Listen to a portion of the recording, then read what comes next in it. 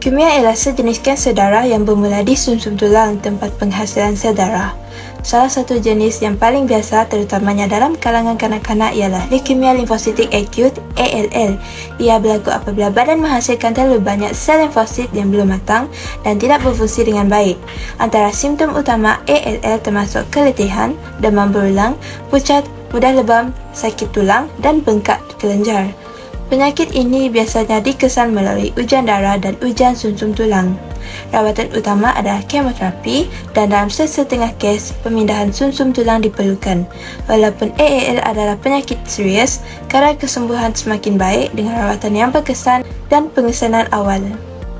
Leukemia mieloid akut adalah sejenis kanser darah dan sumsum tulang yang berlaku apabila sel-sel darah putih seperti mieloblast berkembang secara tidak normal dan tidak terkawal. Ini menyebabkan pengumpulan sel yang tidak matang di dalam darah dan sumsum tulang mengganggu penghasilan sel darah normal. Simptom-simptomnya adalah yang pertama keletihan melampau, pucat yang menyebabkan anemia, dan pendarahan atau lembab mudah berlaku. Diagnosis yang pertama ujian darah untuk mengesan bilangan sel darah putih, sel darah merah dan platelet. Yang kedua biopsi sumsum tulang untuk mengambil sampel sumsum tulang untuk pemeriksaan lanjut. Rawatan asas seperti kemoterapi, rawatan utama untuk membunuh sel kanser. Leukemia limfositik kronik ialah sejenis kanser darah dan sumsum tulang yang berkembang secara perlahan. Leukemia limfositik kronik bermula apabila sel darah putih berfungsi melawan jangkitan dan berkembang secara tidak normal serta terkumpul dalam darah dan sumsum tulang. Leukemia mieloid kronik (CML) ialah sejenis kanser darah yang berlaku apabila sumsum tulang menghasilkan terlalu banyak sel darah putih jenis mieloid. Ia berkembang perlahan dan biasanya menyerang orang dewasa. CML dikaitkan dengan kehadiran kromosom Philadelphia yang menghasilkan protein BCR, ABL dan menyebabkan sel membiak secara tidak terkawal. Simptom biasa termasuk keletihan, berat badan menurun, demam dan pembesaran limpa. Diagnosis dilakukan melalui ujian darah dan pengesanan genetik.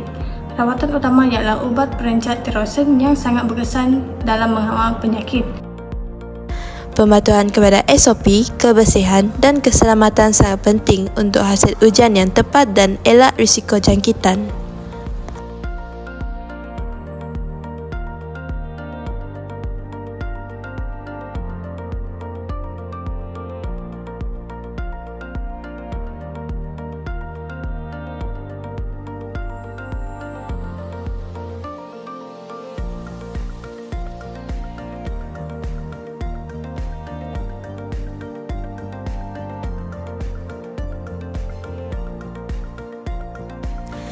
Sampel darah mesti diambil dengan bersih dan selamat. Gunakan PPE, pastikan tangan bersih dan guna tube EDTA serta labelkan dengan betul.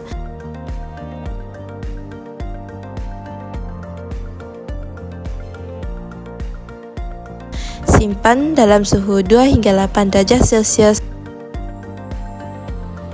Semasa pengangkutan, guna bekas biohazard dan elak goncangan. Menjaga kerahasiaan data pesakit dengan menyimpan dan dikendalikan dengan selamat. Contoh situasi di mana kerahasiaan data pesakit perlu dipelihara dengan menyimpan rekod perubatan.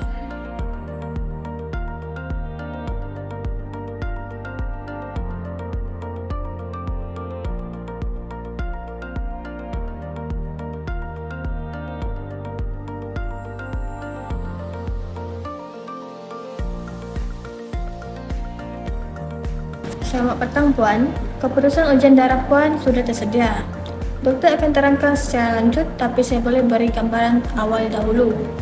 Selamat petang doktor, boleh saya tahu keputusannya? Keputusan menunjukkan bilangan sel darah putih Puan sangat tinggi dan bentuknya tidak normal. Ia mungkin petanda awal kepada masalah seperti leukemia. Leukemia, bukankah itu kanser darah? Adakah ia serius? Ujian ini hanyalah penilaian awal. Doktor akan jalankan ujian lanjut seperti aspirasi sumsum tulang untuk pastikan diagnosis sebenar. Kalaulah saya sah leukemia, apakah rawatan selanjutnya yang akan diberikan? Rawatan tergantung pada jenis leukemia, sama ada akut atau kronik. Biasanya ia melibatkan kemoterapi, terapi sasaran atau dalam kes tertentu pemindahan sumsum tulang. Tapi jangan risau, rawatan akan dibincang dengan pakar secara terperinci. Setakat itu saja ke doktor? Ya, Okey, terima kasih doktor.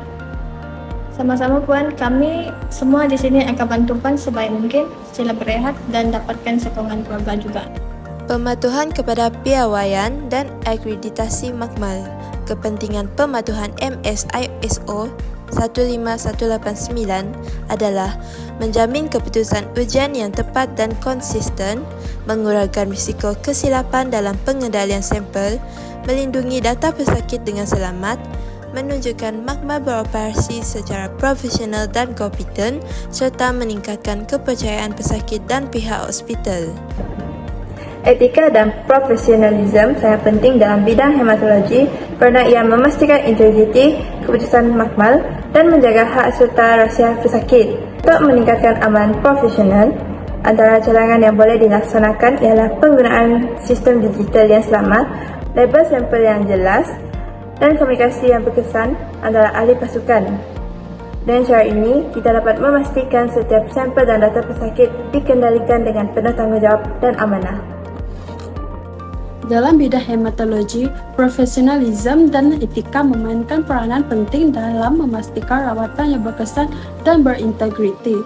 Profesionalisme melibatkan kemahiran, ketelitian dan sikap bertanggungjawab, manakala etika menjamin hak pesakit dihormati dan maklumat dirahsiakan. Gabungan keduanya membina kepercayaan pesakit dan meningkatkan kualiti penjagaan kesihatan. Kepentingan profesionalisme dan etikanya adalah menjamin ketepatan keputusan ujian hematologi dan menjaga kerahsiaan pesakit. Manakala penambahbaikan yang perlu dilakukan adalah latihan berkala untuk kemaskini pengetahuan dan etika kerja dalam pemantauan ketat SOP dan pengendalian sampel serta dilindungi data pesakit dengan sistem rekod yang selamat. Profesionalisme dan etika sangat penting dalam bidang hematologi kerana ia melibatkan pengendalian spesimen darah dan data peribadi pesakit. Ketepatan keputusan ujian memberi kesan besar kepada diagnosis dan rawatan. Sikap cuai boleh membawa risiko kesihatan atau salah diagnosis. Antara cadangan penambahbaikan adalah sentiasa patuhi SOP dan garisan pada makmal, gunakan label dan sistem rekod yang tepat, lindungi kerahsiaan data pesakit,